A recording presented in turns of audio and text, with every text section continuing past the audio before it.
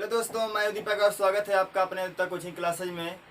हम लोग आज सॉल्व करेंगे टेट के कुछ महत्वपूर्ण क्वेश्चन को। हर रोज अब हम लोग रोज यहाँ पर 15 क्वेश्चन 10 क्वेश्चन इस तरह से रोज लगातार यहाँ पे करते जाएंगे और उसमें हम आपको परिभाषाएं बताएंगे, नियम बताएंगे और कुछ छोटे छोटे ट्रिक बताएंगे जिससे आप आसानी से हल कर सकेंगे। तो चलिए बिना देरी के शुरू करते हैं वीडियो को। देखिए, इसका पहला क्वेश्चन है 2 की घात -1 पूरे घात -1 के सरलीकरण से प्राप्त संख्या होगी। 2 की घात -1 पूरे घात -1 के सरलीकरण से प्राप्त संख्या होगी। यहाँ पे 4 ऑप्शन दिए गए हैं। वह अभाज्य संख्या होगी, सम संख्या होगी, फिर इसके बाद 2 का गुणक होगा, विषम संख्या होगी। अब इसमें से कौन कौन से विकल्प सही है, कौन से गलत है, आपको यहाँ पर बताना है कि कुल मिला के यहाँ पे ऐसे कितने यहाँ पे विकल्प है जो सही है। ध्यान दीजिएगा, पहले इसको हमको सरल करना पड़ेगा। कैसे हम सरल करेंगे, हम आपको घातांक नियम बता चुके थे। अगर कहीं पर लिखा गया हो a की घात -m, a की घात -m बराबर आप इसको लिख सकते हैं 1 बटे में a की घात m। ऐसा बताया गया है वीडियो में आपको, ये घातांक वाली वीडियो में। तो वहाँ क्या करेंगे, देखिए यहाँ पे लिखा गया है 2 की घात -1, इसको हम कितना लिख सकते हैं यहाँ पर 1 बटे में 2 की घात 1, 1 बटे में 2 की घात 1। यहाँ पे ये जो लिखा गया है। अच्छा, किसी संख्या घात अगर 1 हो, क्या हम घात 1 लिखते हैं? नहीं लिखते हैं। यहाँ हो जाए केवल 1 बटे में 2, इतना हो गया। हम केवल इसके स्थान पे यह लिख देंगे। यहाँ पे लिखा गया था कि 2 की घात -1 पूरे घात यहाँ पर क्या था, -1 था। तो हम इसके स्थान पे यहाँ पर क्या लिख देंगे, 1 बटे में 2, फिर पूरे घात यहाँ पर क्या है, -1 है। ध्यान दीजिएगा, यहाँ पर पहले हम इसके स्थान पे क्या लिखेंगे। देखिए यहाँ पे इसके द्वारा हमने प्राप्त किया 1 बटे में 2, इतना हो गया। अब हम क्या करेंगे, इस पूरे का स्थान पर हम क्या लिखेंगे, 1 बटे में 2।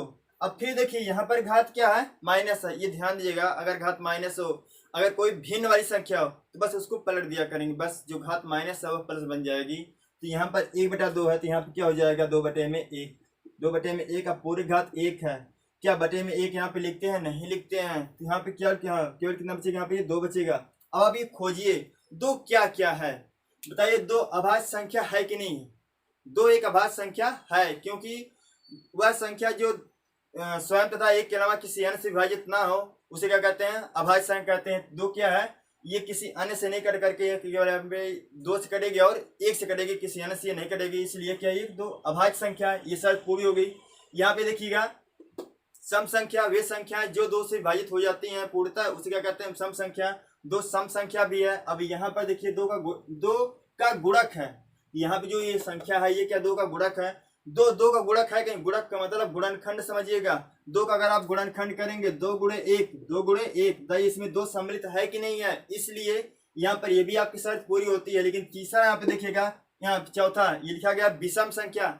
वे संख्याएं जो 2 से पूर्णतः विभाजित ना होने क्या कहते हैं, विषम संख्या। क्या विषम संख्या है, क्योंकि ये 2 से कट जाएगा। ध्यान दीजिएगा, जो संख्या सम संख्या होती है वह संख्या कभी विषम संख्या नहीं हो सकती है। इसमें कौन कौन से विकल्प सही हुए, पहला, दूसरा और यहाँ पे तीसरा। देखिए A B C इसमें कहीं पर विकल्प दिख रहा है?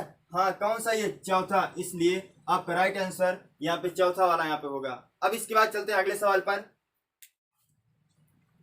देखिए अगला सवाल है, यहाँ पे कह रहा है कि निम्नलिखित में से कौन सा कथन सही है। निम्नलिखित में से कौन सा कथन सही है। सबसे छोटी अभाज्य संख्या 1 है। क्या सबसे छोटी अभाज्य संख्या 1 है? आप ये खुद बताइएगा कि 1 क्या अभाज्य संख्या है, बताइए।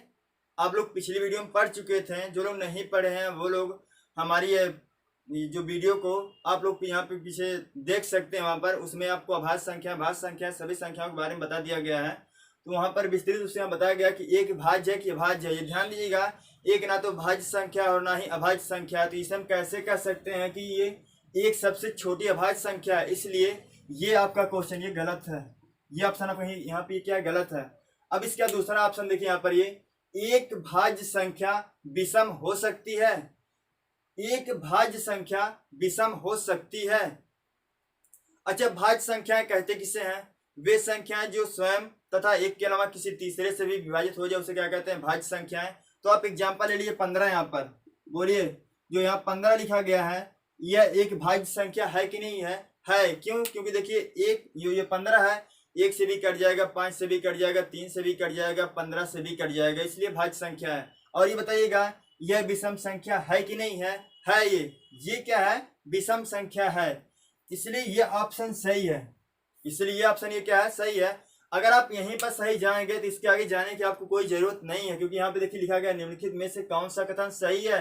ये सही हो गया तो बाकी दोनों ये क्या होंगे, गलत होंगे। अच्छा देखिए ये गलत कैसे होंगे, कोई सम अभाज्य संख्या नहीं है। ध्यान दीजिएगा, दो एक ऐसी संख्या है, दो एक ऐसी संख्या जो सब यहाँ दो एक ऐसी संख्या जो एक सम अभाज्य संख्या है, इसके अलावा कोई अन्य सम अभाज्य संख्या है ही नहीं। केवल यहाँ पे क्या है, ये दो जो है एक सम अभाज्य संख्या है। लेकिन यहाँ पे कह रहा है कि कोई समअभाज्य संख्या नहीं, इसका मतलब ये गलत है। यहाँ पर दो क्या एक समअभाज्य संख्या है। अब यहाँ पे चौथा दिया गया है, दो अभाज्य संख्याओं का योग सदैव अभाज्य संख्या होती है। अच्छा इनकी बात को हम लोग देख लेते हैं, क्या इनका ये जो कथन ये सही है गलत है कि दो अभाज्य संख्याओं का योग सदैव मतलब हमेशा कह रहा है कि अभाज्य संख्या होती है। अच्छा ठीक, पहले हम अभाज्य संख्याओं का योग लेते हैं। अभाज्य संख्याएं जिसमें हमारे दो ले लीजिए, एक अभाज्य संख्या 3 है, इनको आपने जोड़ दिया कितना प्राप्त हुआ 5। कहेंगे हाँ भाई 5 भी एक अभाज्य संख्या है, क्योंकि दो अभाज्य संख्या 3 अभाज्य संख्या इनको जोड़ दिए तो एक अभाज्य संख्या प्राप्त होती है। लेकिन यहाँ कह रहा सदैव, इसका अर्थ समझिएगा सदैव का हमेशा आना चाहिए। हम कह दिए कि 5 और 7 ये दोनों क्या अभाज्य संख्या है, क्योंकि ये दोनों संख्याएं एक और स्वयं के अलावा किसी अन्य से विभाजित नहीं हो सकती, इसलिए अभाज्य संख्या है। अब इनको जोड़िए, अगर आप इनको जोड़ेंगे कितना प्राप्त होगा 12। क्या 12 अभाज्य संख्या है? नहीं है, 12 अभाज्य संख्या नहीं है। 12 क्या एक भाज्य संख्या है। क्यों? क्योंकि 12 1 से भी कट सकता है, 2 से भी कट सकता है, 3 से, 4 से, 6 से, स्वयं 12 से भी कट सकता है। इसका मतलब ये भाज्य संख्या है। ये क्या है, गलत ऑप्शन है आपका। यहाँ पे सही ऑप्शन कौन सा है? यहाँ पर एक भाज्य संख्या विषम संख्या हो सकती है, विषम हो सकती है, होती नहीं यहाँ पर कह रहा हो सकती है। क्योंकि यहाँ पर देखिए जो भाज्य संख्या है यहाँ पर ये सम, यहाँ पे देखिए 4 क्या है सम संख्या, 4 यहाँ क्या ये सम संख्या। यहाँ पे कह रहा कि 4 विषम संख्या, 4 क्या यहाँ पे सम संख्या है, ये है। लेकिन एक भाज्य संख्या, उसने कहा कि एक भाज्य संख्या विषम संख्या हो सकती है। अगर ये कहता होती है तो ये भी ऑप्शन गलत हो जाता। अब इसके बाद चलेंगे हम लोग अगले क्वेश्चन पर। अगला क्वेश्चन देखिए यहाँ पे क्या दिया गया है कि एक सरल रेखा पर स्थित बिंदुओं की संख्या होती है।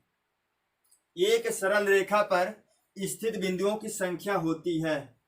एक सरल रेखा पर स्थित बिंदुओं की संख्या कितनी होती है? ठीक, यहाँ पे ऑप्शन में लिखा गया था, पर यहाँ पे था एक सरल रेखा पर स्थित बिंदुओं की संख्या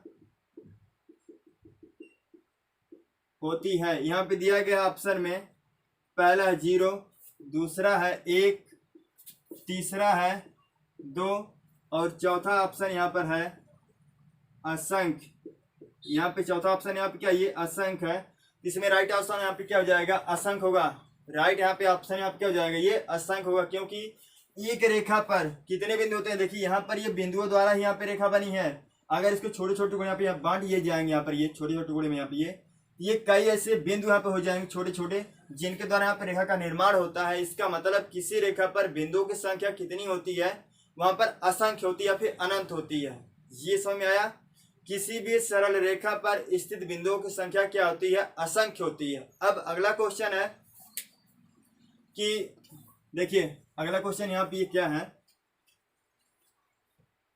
दिया गया एक पाइथागोरस प्रमेय, एक पाइथागोरस त्रिक यहाँ पे दिया गया, पाइथागोरस त्रिक ज्ञात कीजिए जिसमें सबसे छोटी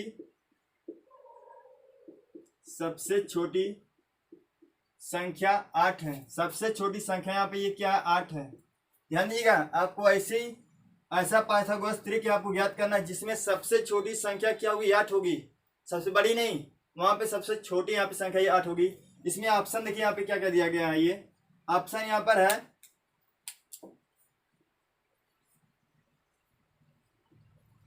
ऑप्शन पहला यहाँ पर 8, 15, 17, दूसरा है 6, 8, 10, तीसरा है 8, 9, 10 और चौथा है 8, 64 और 512। इसमें कौन सा ऑप्शन सही होगा बोलिए, इसमें कौन सा ऑप्शन सही होगा। आपको ये ध्यान रखना पड़ेगा, पाइथागोरस त्रिक का मतलब आपको हम त्रिक संख्याएं बताए थे कि त्रिक संख्याएं तिर्यक संख्याएं किसे कहते हैं, जिन छोटी संख्याओं के वर्गों का योग, जिन छोटी संख्याओं के वर्गों का योग बड़ी संख्या के वर्ग के बराबर हो जाए तो उन संख्याओं को हम त्रिक संख्याएं कहते हैं। ये संख्याएं कहाँ पाई जाती है, जिसे हम अगर कहते हैं कि समकोण त्रिभुज में कौन सा नियम लागू होता है, तो वहां पर भी होता है कर्ण का वर्ग बराबर होता है लंब का वर्ग प्लस आधार का वर्ग। आप लोग कहीं पर ये त्रिक नोट कर लीजिएगा, कुछ मुख्य त्रिक होते हैं, त्रिक संख्याएं, त्रिक संख्याएं ये बहुत काम यहाँ पे ये इनका उपयोग बहुत ज्यादा होता है त्रिक संख्याओं का। देखिए पहला देखिए इसमें कौन है, जैसे 3 4 5, फिर इसके बाद 6 8 10, तीसरा है 5 12 13, चौथा 8 15 और ये 17। इस प्रकार से और भी आप संख्याएं बताएंगे आपको हम, लेकिन ध्यान दीजिएगा इसमें अच्छा इसी से खोज लीजिएगा इसमें कौन सा ऐसा जोड़ा यहाँ पर है। देखिए इसमें वह पालन भी करना चाहिए, वह पालन भी करना चाहिए किसका, पाइथागोरस त्रिक का। ये नहीं चाहिए जिसमें देख लीजिए हाँ ये जैसे यहाँ पे देखिए ये सबसे छोटा इसमें कौन 8 है, या इसमें 8 है, तो कहेंगे इसमें कौन सही होगा, बाकी दोनों यहाँ पे इसमें भी यहाँ पे 8 है, तो कौन सा यहाँ विकल्प सही होगा। तो ध्यान दीजिएगा पहले इसमें खोजिए इसमें कौन सा त्रिक इसमें मिल रहा है। यहाँ पे देखिए कौन सा त्रिक यहाँ मिल रहा है, देखिए 8 15 17, 8 15 17 मिल रहा है यहाँ पे ना। तो देखिए 8 का वर्ग कितना होता है, 64 होता है, 8 का वर्ग 64 यहाँ पे होता है, और 15 का वर्ग कितना 225 होता है। अगर इनको आप जोड़ेंगे तो यहाँ हो जाएगा 289। अगर आप जोड़ेंगे कितना बनेगा आप 289, जो कि किसका वर्ग है, ये 17 का वर्ग है। इसका मतलब यहाँ पे त्रिक नियम का ये पालन यहाँ पे करते हैं। अब यहाँ पे देखिएगा ध्यान समझिएगा, यहाँ पर ऐसी संख्या पे है ना, लेकिन यहाँ पे देखिए यहाँ पर भी 8 है, लेकिन क्या ये 8 सबसे छोटा है, यहाँ पर 8 सबसे छोटा नहीं, वो कह रहा सबसे छोटे, यहाँ पे सबसे छोटी संख्या 8 होनी चाहिए। देखिए यहाँ पे सबसे छोटी संख्या क्या ये 8 है, यहाँ पे 8 9 10 ये त्रिक तो है या नहीं है, पहली बात ये त्रिक है ही नहीं। और यहाँ पे ये भी क्या, ये भी त्रिक नहीं है, हाँ ये त्रिक है और ये त्रिक है, लेकिन इसमें जो 8 है वो सबसे छोटी संख्या है। इसमें देखिए बीच में यहाँ पे आएगा, यहाँ पे क्या आएगा, सबसे छोटी संख्या होनी चाहिए, इसलिए यहाँ पर आपका ये ऑप्शन सही होता है। इस त्रिक को ध्यान में रखिएगा। अब हम लोग चलते हैं अगले सवाल पर। देखिए अगला सवाल यहाँ पे दिया गया है, जेड का मान ज्ञात कीजिए यदि संख्या, एक यहाँ पे संख्या लिखी गई है, यहाँ पे देखिए जेड लिखा गया है, कह रहा है 9 से विभाजित हो, जेड का मान ज्ञात कीजिए यदि संख्या यहाँ पे दी गई है यह 9 से विभाज्य हो। अगर ये विभाज्य होगी, हम आपको 9 से विभाज्यता के नियम बताए थे कि जिन संख्याओं के अंकों का योग, जिन संख्याओं के अंकों का योग 9 के पहाड़े के अंतर्गत आता हो वह संख्या 9 से कट जाएगी। तो हम क्या करेंगे आप ये इनको जोड़ेंगे। देखिए यहाँ पर 4 है प्लस 1 करेंगे, 4 plus 1 plus 7 plus Z plus 8 बराबर देखिए यहाँ पे कितना आएगा। देखिए ध्यान दीजिएगा यहाँ पर ये 4 1 5 5 7 12 12 8 यहाँ पर हो जाएगा 20 प्लस यहाँ कितना आएगा जेड। अब आप ये सोचिए कि यहाँ पर जेड के स्थान पे कौन सी ऐसी संख्या लिख दी जाए जो 9 से यहाँ पे जोड़ने के बाद 9 से वह कट जाए। अच्छा देखिए 20 के बाद अच्छा जो 9 के पहाड़े में आता है, 9 के पहाड़े में अच्छा 20 से अधिक कौन संख्या पे आएगी, उसके तुरंत बाद यहाँ पे ये जैसे 18 है, 9 18 18 के बाद यहाँ पे क्या आएगा 27 आएगा, जो कि यहाँ 20 से अधिक है। तो यहाँ जब 20 से अधिक हुआ, 20 से कितना अधिक है वो 7 अधिक है। इसका मतलब यहाँ पे जेड के स्थान पे आप क्या लिखेंगे, यहाँ पे ये 7 लिखेंगे। इसका आंसर कौन सा होगा, ये दूसरा विकल्प यहाँ पे होगा। ये आया समझ में, फिर से ध्यान दीजिएगा, हम सभी अंकों को जोड़ेंगे, सभी अंकों को पहले क्या करेंगे हम जोड़ेंगे, जोड़ने के बाद यहाँ पे जेड वाला बचेगा। अब आप ये सोचिएगा कि यहाँ पर ऐसी कौन संख्या लिख दें जो आपस में जोड़ दें और वह 9 के पहाड़े में आ जाए, वह 9 के पहाड़े में आ जाए। इस ऑप्शन में से यहाँ पे खोज लीजिएगा, या फिर आप खुद से सोच सकते हैं। यहाँ पर जैसे 20 है, अब 9 के पहाड़े में जैसे 20 से अधिक वाली संख्या कौन सी आएगी बोलिए, 20 के बाद वहाँ पे जैसे 27 वहाँ पे आएगी ना, जैसे 9 18 के बाद तुम वहाँ पे क्या आएगा 27, जो कि 20 से अधिक है। अच्छा कितना अधिक है वो 7 अधिक है। इसका मतलब यहाँ पे जेड के स्थान पे क्या लिख देंगे हम 7 लिख देंगे। अब अगर इनका योग देखिए, जैसे आप जब 7 लिखेंगे 20 7 27, 27 9 की पहाड़ी के अंतर्गत आएगा। इसका मतलब यहाँ पे तब ये 9 से कट जाएगा। तो यहाँ पे ये आपका आंसर कौन सही होगा, ये दूसरा सही हो जाएगा। अगला सवाल है देखिए यहाँ पे अगला सवाल दिया गया है, यदि 2160 बराबर किसके है, 2 की घात a गुणे 3 की घात b गुणे 5 की घात c, तो 3 की घात a गुणे b की घात माइनस b, 2 की घात माइनस b गुणे 5 की घात माइनस c का मान ज्ञात कीजिए। हम सबसे पहले हम यहाँ पे क्या ज्ञात करेंगे, यहाँ पे a b c का मान ज्ञात करेंगे। देखिए कैसे ज्ञात करेंगे। सबसे पहला कार्य हम इसका गुणनखंड करेंगे। 2160 का आप गुणनखंड कर सकते हैं। ये अंत में यहाँ पे क्या लिखा इकाई पे, यहाँ पे 0 इसलिए 2 से कटेगा, 2 से काटिए, 2 1 कम 2, 1 उतारेंगे भाग नहीं जाएगी, 0 बढ़ा देंगे, 2 8 16, यहाँ पे 0 जाएगा, फिर 2 से काटिएगा, 2 5 10 हो जाएगा, फिर यहाँ पे 2 चौके 8, फिर 0 आप उतार दीजिए, फिर 2 से भाग करेंगे आप, 2 5 2 दूनी 4, फिर इसके बाद 2 7 14, फिर 0 हो गया, फिर 2 से यहाँ पे काटिएगा, 2 से भाग 2 1 कम 2, फिर 2 3 6, 2 5 10, फिर अभी ये किससे कटेगा, ये 5 से काटेगा, 5 से काटिए, 5 से काटेंगे, 5 दूनी 10, 5 7 35, फिर 27 किससे कटेगा, ये 3 से 3 नवा 27, 3 नवा 27। देखिए इसके बाद यहाँ पर हम कर ले रहे हैं, यहाँ पे 9 आएगा, फिर 9 को आप विभाजित करेंगे, 3 3 9, इतना हो गया गुणनखंड। देखिए यहाँ पे आप किए हैं, यहाँ पे इसको लिखेंगे। अच्छा 2 की यहाँ कितनी बार दिया गया, देखिए 1 2 3 4 बार, तो आप यहाँ पे लिखेंगे 2 की घात, पहले इसको आप यहाँ पे 2 की घात 4 बराबर गुणे, फिर इसके बाद 5, अच्छा 5 नहीं पहले आप 3 लिख दीजिएगा, 3 कितनी बार, 1 2 3 बार, ये हो जाएगा 3 की घात 3, फिर गुणे 5 की घात यहाँ पे कितना हो जाएगा, 1 होगा, क्योंकि यहाँ पे देखिए 5 1 का बार, इसलिए 5 घात 1 बराबर यहाँ पे, अब इसको लिख दीजिएगा 2 की घात a गुणे 3 की घात b गुणे 5 की घात c। अब आप तुलना करा दीजिएगा। देखिए यहाँ पर ये आधार समान है ये, तो यहाँ पे ध्यान दीजिएगा a का मान कितना आ गया, 4 आ गया, a का मान कितना है 4, b का मान कितना यहाँ पे जाएगा 3, और c का मान कितना पे आ जाएगा, ये देखिए c के स्थान पे 1 है, c का मान कितना हो गया, 1 हो गया। अब हम क्या करेंगे, यही पे मान रखेंगे इसके स्थान पे। देखिए आपको गुणनखंड करना आना चाहिए। देखिए यहाँ पे हो जाएगा 3 की घात b के यहाँ a के स्थान पे कितना यहाँ पे लिखेंगे, आप a के स्थान कितना लिखेंगे, 4 लिखेंगे, फिर गुणे b का मान कितना पे है, b का मान यहाँ -3 है, तो यहाँ हो जाएगा 2 की घात -3 गुणे, यहाँ पे c का मान कितना है -1, यहाँ हो जाएगा 5 की घात -1, यहाँ पे c का मान यहाँ पे 1 था, तो यहाँ हो जाएगा -1। अब देखिए जो घात अगर माइनस है उसको क्या करेंगे, प्लस बनाने के लिए क्या करेंगे, उसको नीचे लिख देंगे 1 बटे के रूप में, यहाँ हो जाएगा 3 की घात 4 गुणे 1 बटे में 2 की घात 3 गुणे 5, यहाँ 1 बटे में 5 की घात 1 लिख दीजिए, 5 की घात 1 मतलब 5 ही होता है। अब इसके बाद देखिएगा 3 घात अगर हम 4 करेंगे उसका मान कितना आएगा, 3 3 9 3 27, यहाँ 81, यहाँ हो जाएगा 81 गुणे, यहाँ पे अगर 1 बटे में यहाँ कितना जाएगा 8 गुणे 1 बटे में 5, गुणा कर दीजिए। देखिए ध्यान दीजिएगा आप लोग, हम 81 बटे में 1 लिख सकते हैं। गुणा जब भिन्नों का आप करते हैं तो आप सामने सामने किया कीजिए, यहाँ पे आमने सामने आप कीजिए। 81 का 1 में गुणा करेंगे 81 आएगा, फिर 1 में गुणा करेंगे 81 आएगा, ऊपर आप हो जाएगा 81 बटे में 8 5 40, 40 से कम 40। इसका कौन सा विकल्प देखें यहाँ पे दिख रहा है, यहाँ पे ये तीसरा वाला विकल्प यहाँ पे सही हो जाएगा। दिया गया है एक सही 1/2 में कितने आधे हैं।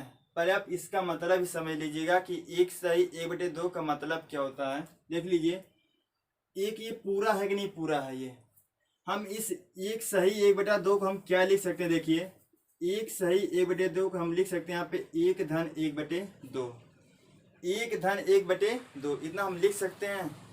अब इसके बाद अच्छा जो एक है ये एक में कितने आधे हैं आप इतना बताइए। आधा प्लस आधा बराबर कितना होता है, 1 होता है। हम इसको और भी लिख सकते हैं 1/2 प्लस 1/2। आधा प्लस आधा बराबर कितना होता है, 1 ही ना होता है। अरे आधी रोटी प्लस आधी रोटी कितना हो जाएगा, पूरा 1 रोटी बन जाएगी। उसी तरह से यहाँ पे आधा आधा मतलब क्या होता है, 1/2 होता है। किसी भाग का आधा करना होगा उसके बटे में कितना लिखते हैं, 2 लिखते हैं। हम अगर 1 का आधा करेंगे 1/2 हो जाएगा। यहाँ पर ये 1/2 हो गया, फिर प्लस 1/2 ये कितना बनेगा, 1 बनेगा। और प्लस ये 1/2 पहले से है। अब बताइए यहाँ पर कितने आधे हैं, अब आप खुद सोचिए। यहाँ पे यहाँ पर कितने आधे हैं, 1 2 3 आधे। तो आप इस तरह से आप खुद ही बता सकते हैं कि एक सही 1/2 में कितने आधे होते हैं। कितने होते हैं, 3 होते हैं। एक दूसरा तरीका देख लीजिए कि आप कैसे जानेंगे। सबसे पहले हम करेंगे क्या, यहाँ पर जो यहाँ पर ये मिश्र भिन्न दी गई है इसे कौन सी भिन्न बोलते हैं, मिश्र भिन्न। इसको हम पहले विषम भिन्न के रूप में चेंज करेंगे। 2 1 कम 2, 2 प्लस 1 कितना हो जाएगा 3, यहाँ हो जाएगा 3/2। अब अगर कोई ये पूछे कि पहली भिन्न में कितने से कौन है, आधे कहेगा या कुछ भी कहेगा, आधे का मतलब कितना होता है 1/2, तो क्या करेंगे, उससे हम पहले भिन्न में भाग कर देंगे। भाग का चिन्ह देखिए यही होता है ना, भाग का चिन्ह होता है, हम किससे भाग करेंगे, इस आधे से भाग कर देंगे। अब आपको भिन्न का ये भाग पता होना चाहिए। देखिए आप जान लीजिए, जब हम किसी भिन्न से दूसरी भिन्न में अगर भाग करते हैं तो पहले भिन्न को हम इस तरह छोड़ देते हैं, पहले भिन्न को हम इस तरह छोड़ देंगे, दूसरे भिन्न को हम पलट देंगे कब, जब इसके बीच में गुणे चिन्ह लग जाएगा, तब क्या करेंगे हम यहाँ पे 3/2 गुणे, ये यहाँ पे क्या बन जाएगा 2/1, 2/1। अब यहाँ से ऊपर नीचे यहाँ पे 2 कट गया, 3/1 का मतलब 3 होता है, 3/1 का मतलब कितना होता है 3। इसका मतलब इस एक सही 1/2 में कितने आधे होते हैं, 3 आधे होते हैं। कितने होते हैं 3। आए समझिए अभी। अब इसको देखिए अगले सवाल पर चलते हैं। अगला सवाल देखिए यहाँ पे क्या है, ध्यान देंगे यहाँ पर, अगर कहीं पर नहीं आएगा आप लोग कमेंट करके पूछ लीजिएगा, ठीक है। देखिए अगला सवाल यहाँ पे लिखा गया है कि नव ट्राई साइकिल में कितने पहिए हैं, में कितने पहिए हैं, यही पूछ लिया यहाँ पे कि नव ट्राई साइकिल में कितने पहिए हैं। पहले तो आप ये जानना पड़ेगा ट्राई साइकिल क्या होता है, तो ये जान लीजिएगा। ट्राई का मतलब ही क्या होता है, 3 होता है। ट्राई का मतलब क्या होता है 3। अब आप ऐसी कोई गाड़ी बताइए या फिर कोई साधन बताइए जिसमें 3 पहिए हो, तो जैसे जो लोग बेचारे, कोई ठेला ही मान लीजिए भाई, ठीक है, ठेले में कितने पहिए होते हैं, जो अब ठेले भी कई प्रकार के होते हैं, किसी में 4 चक्के लगे होते हैं, जिसमें 3 चक्का लगा होगा या 3 पहिए लगे होंगे, वही होता है यहाँ पर ट्राई साइकिल। ऐसे मतलब साइकिल जिसमें 3 पहिए लगे वही क्या होते हैं यहाँ पे, ये ट्राई साइकिल होते हैं। अब बताइए अगर एक ट्राई साइकिल में 3 पहिए लगे हों तो 9 में कितने लगेंगे बता सकते हैं आप, 9 में कितने लगेंगे, 9 तिरिक 27 पहिए होते हैं। यहाँ पे ऑप्शन दिया था यहाँ पर कि 3 9 27 और 18, 3 9 27 और 18, तो वहाँ पे उसका कौन सा विकल्प सही होगा, 27 वाला। यहाँ पे एक बार फिर समझिएगा, ट्राई का मतलब क्या होता है 3 होता है। अब यहाँ पे साइकिल कह दिया, तो ऐसी साइकिल जिसमें 3 पहिए लगे हों, ऐसी साइकिल जिसमें 3 पहिए लगे हों उसे क्या बोलते हैं, ट्राई साइकिल। अब आप सोचिएगा कि ये ट्राई साइकिल में 3 पहिए होते हैं, हमारे पास अगर मान लीजिए यहाँ पे 9 ट्राई साइकिल है, तो 9 ट्राई साइकिल में कुल मिला कितने पहिए हो जाएंगे, 9 तिरिक 27 पहिए यहाँ हो जाएंगे। बस इतना करना है। अब अगला सवाल देखिए यहाँ पे दिया गया है, देखिए अगला सवाल यहाँ पे दिया गया है, 999 तथा 3000 के बीच 4 अंकों की कितनी संख्याएं हैं। 999 तथा 3000 के बीच कितनी संख्याएं, 4 अंकों की कितनी संख्याएं हैं, ये आप कैसे जानेंगे। अब बताइए, जैसे हम कहते हैं 999 दिया गया, अब 999 के बाद वहाँ पे जैसे आएगा 1000, अब आप क्या गिनेंगे इस तरह से 1001, 1002, 1003, इस तरह से आप कब तक गिनेंगे बोलिए। आपको जाना कहाँ तक है ये इससे पहले यहाँ पे है ना, कह रहा कि 3000 के बीच इसको हम छोड़ देंगे, हम 999 को छोड़ देंगे और 3000 को भी हम छोड़ देंगे, इसके बीच की संख्याओं को आपको गिनना है। आप कैसे गिनेंगे, इसके हम आधार पे एक छोटा सा एग्जाम्पल लेते हैं, देख लीजिए। यहाँ पर जैसे हम कह दें आपसे कि 20 तथा 30 के बीच में कितनी संख्याएं बोलिए। अब आप गिनिए वहाँ पर कि 20 तथा 30 के बीच में कितनी संख्या है। आप कहेंगे इसमें गिनने की क्या जरूरत है, इसमें तो 30 - 20 = 10, इसका मतलब 20 में 10 संख्या होंगी, तो गिनिए ना। देखिए क्या यहाँ पे 10 संख्या हैं, 30 और 20 के बीच में कितनी संख्या, क्या 10 संख्या है, गलत है। जब कहेंगे 30 और ये 20 के बीच या 20 और 30 के बीच में, उन दोनों को हम छोड़ देंगे, अब क्या बचेगा तब 21, 22, 23, 24, 25, 26, 27, 28, 29, 30 को नहीं लेंगे। यहाँ पे कुल कितनी संख्या बनेंगे, यहाँ पे ये कुल यहाँ पे 9 संख्या हुई। जबकि आप घटाएं जो यहाँ पर ये 30 - 20 करके, 30 - 20 करके यहाँ पर तो कितना यहाँ पे आया 10, लेकिन है कितनी संख्याएं 9, तो आप अपनी मर्जी से यहाँ पर एक और घटा दीजिएगा, तो यहाँ कितना आ गया 9। देखिए आपका आंसर यहाँ पे इसके द्वारा आपका आंसर ही प्राप्त हो गया। इन दोनों में यहाँ पे जैसे हम कह दिए कि 20 तथा 30 के बीच में कितनी संख्या है, तो आपने क्या किया, पहले डायरेक्ट आपने घटा दिया कि 30 - 20 करके आपने 10 लेके आ गया। ठीक, जो लेके आ गया यहाँ पे आप, तो आप क्या करेंगे, इसमें से एक और घटा दीजिएगा, इसमें से क्या करेंगे आप एक और घटा देंगे। तो अब हम क्या करेंगे यहाँ पे, जैसे आप घटाएं, आप यहाँ पर है ना, तो आप इससे अच्छा जब दो बार आप जैसे घटाएं, एक बार 20 घटाएं, एक बार क्या घटाएं आप 1 घटाएं ना, एक बार क्या घटाएं आप 20 घटाएं, फिर क्या घटाएं आप 1 घटाएं। इससे अच्छा है जो यहाँ पहली वाली संख्या रहेगी ना उसमें एक जोड़ के घटा दीजिएगा। जैसे हम इसको लिख देंगे यहाँ पे 30 माइनस 21 कर दीजिएगा, 30 माइनस 21 यहाँ कितना आएगा 9। देखिए डायरेक्ट यहाँ प्राप्त हो गया।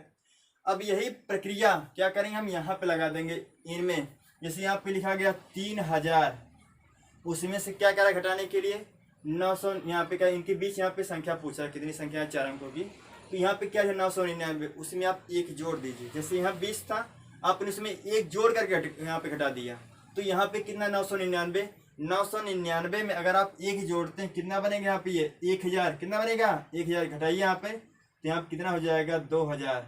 इसका मतलब 999 तथा 3000 के बीच में कितनी संख्या होंगी 4 अंकों की 2000। देखिए यही विकल्प आपका सही है।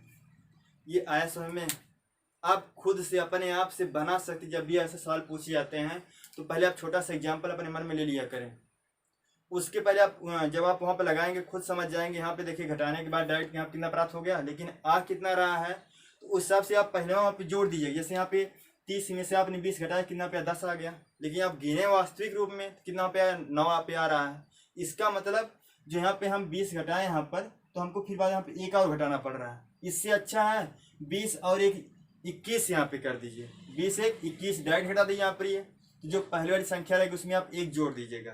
तो यहाँ पहली संख्या यहाँ पे क्या 999, इसमें हमने एक जोड़ दिया कितना हो जाएगा 1000।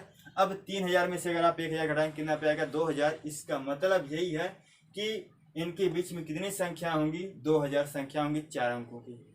यहाँ पे आया कि नहीं आप लोगों को। अब चलते हैं अगले सवाल पर। देखिए अगला सवाल यहाँ पे क्या दिया गया है। ये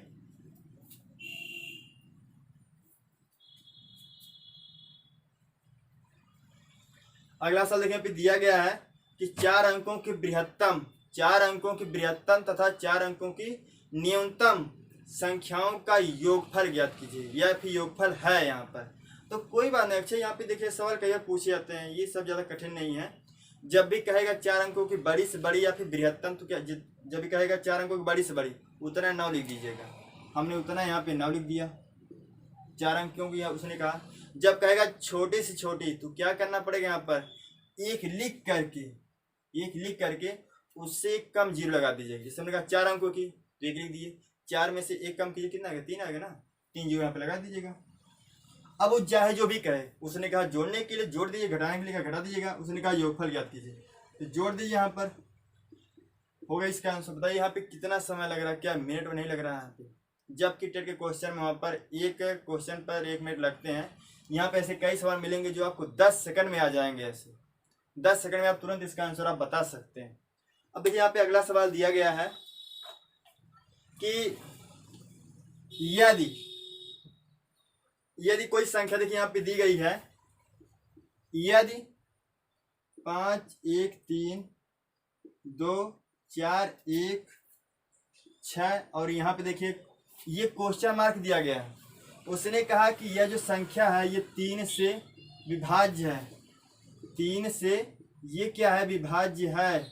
तो बताइए अगर ये विभाज्य होगी तो कह रहा कि इस ये खाली स्थान का मान, यहाँ पे उसने कहा कि तो इसके स्थान पर सबसे बड़ा अंक होगा, सबसे बड़ा अंक होगा।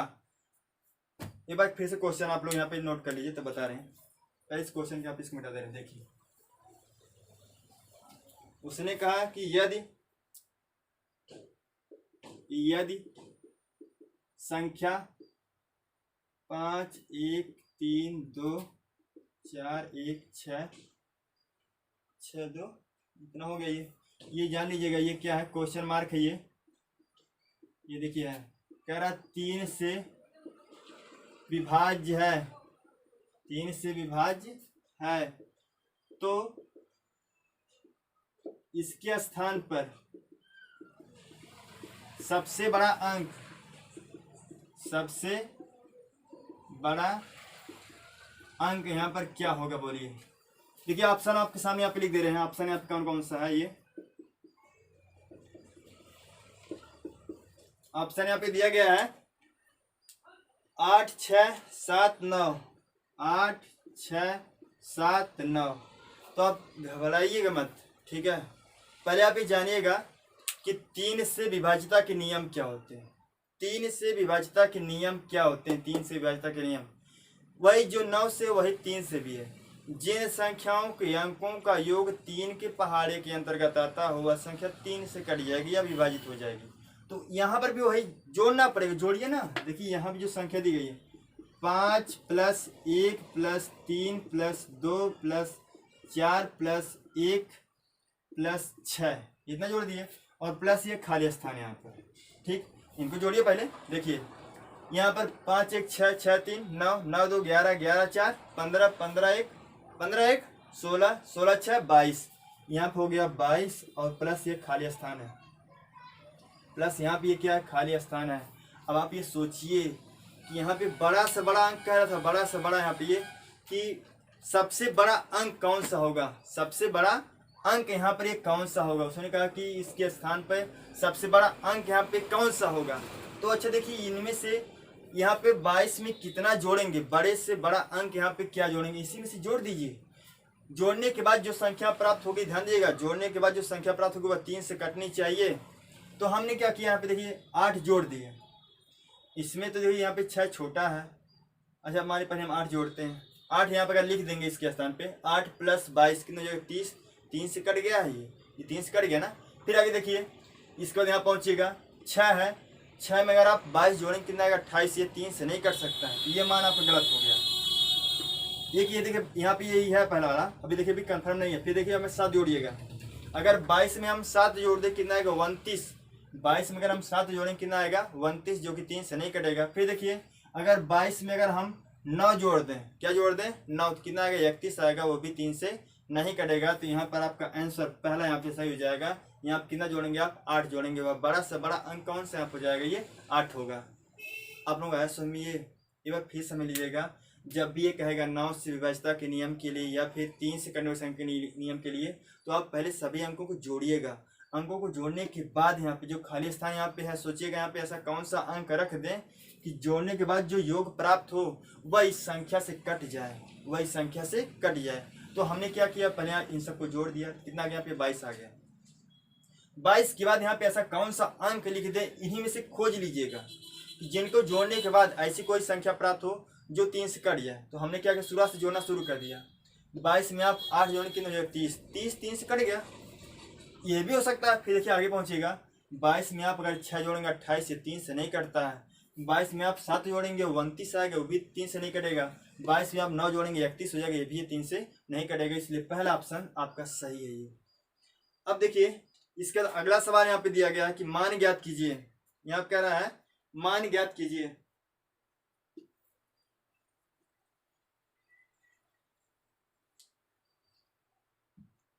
दिया है देखिए यहाँ पे कि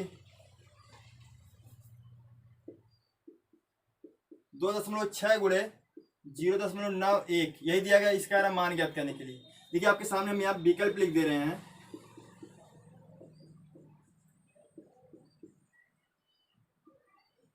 इसमें विकल्प में यहाँ पे देख क्या दिया गया है?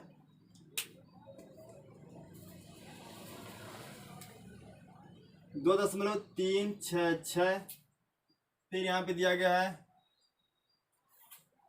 0.2366 और यहाँ पर 23.66, फिर यहाँ पर 236.6 दिया गया। अब आप तुरंत सोचिए, आप लोग बहुत से लोग ना ये गलती करते हैं कि जैसे देख लिए यहाँ पे गुणे चिन्ह लग गया कि 2.6 गुणे 0.91, तुरंत क्या करेंगे? गुणा करना शुरू कर देंगे। यही गलती करते हैं। सबसे पहले क्या करेंगे? आप ऑप्शन को देख लीजिए। यहाँ पे ऑप्शन में यहाँ पे कहीं सभी संख्याएं समान तो नहीं है। तो देखिए आप पहले में समान है, ये देखिए 2 3 6 6 2 3 6 6 सब यहाँ समान है। बस केवल अंतर किसका है? दशमलव का अंतर है। दशमलव जो स्थान यहाँ पे स्थान है ये इसका केवल अंतर। तो आप आसानी से जान सकते हैं जब भी हम गुणा करते हैं दशमलव वाली संख्याओं को, जब भी हम गुणा करते हैं तो उस समय दशमलव ध्यान नहीं देते हैं। कब ध्यान देंगे? जब आप गुणा कर लेते हैं उसके बाद दशमलव जब वहाँ पे बारी आती है लगाने की तब ध्यान देते हैं। तो यहाँ पहले में गुणा कर लिया गया है, बस ध्यान दिएगा हम अंक वहाँ पे दशमलव लगाएंगे। दशमलव जब लगाते हैं तो ये ध्यान दिएगा कि यहाँ पर दशमलव के दाहिनी तरफ, दशमलव के दाहिनी तरफ कितने अंक हैं? 1 अंक, 2 अंक, 3 अंक। तो दाहिनी तरफ से 3 अंक छोड़ के दशमलव लगाइएगा। देखिए इसमें ऐसा कौन सा अंक है कि 3 अंक छोड़ के दशमलव लगा 3 अंक। पहला देखिए विकल्प यहाँ पर है 1 2 3 अंक छोड़ के यहाँ पे क्या लगाया गया दशमलव, इसका मतलब ये पहला विकल्प ये सही है। ज़्यादा करने को जरूरत यहाँ पे नहीं है। अगर ये गुणा दिया गया जैसे यहाँ पर, फिर यहाँ पे देखिए ऑप्शन भी दिया गया है, ऑप्शन में सभी अंक यहाँ पे समान है, बस केवल दशमलव का अंतर है ये किस किस स्थान पे लगा है। तो यहाँ पे क्या करेंगे, तुरंत देखिए यहाँ पे गुणा में कि दशमलव के दाहिने तरफ कितने अंक हैं, 1 2 3 अंक हुए।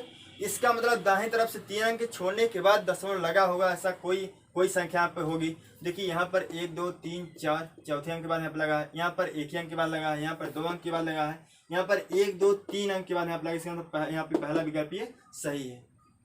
उम्मीद करते हैं आप लोगों को समझ में आया होगा। यदि नहीं आया होगा तो कोई बात नहीं, आपको हम फिर समझाएंगे। आज जैसे पहला सेट एक प्रकार से था ये, इसमें कुछ क्वेश्चन बताएं, फिर हम आगे मिलेंगे आपसे अगली वीडियो में। तब तक के लिए जय हिंद।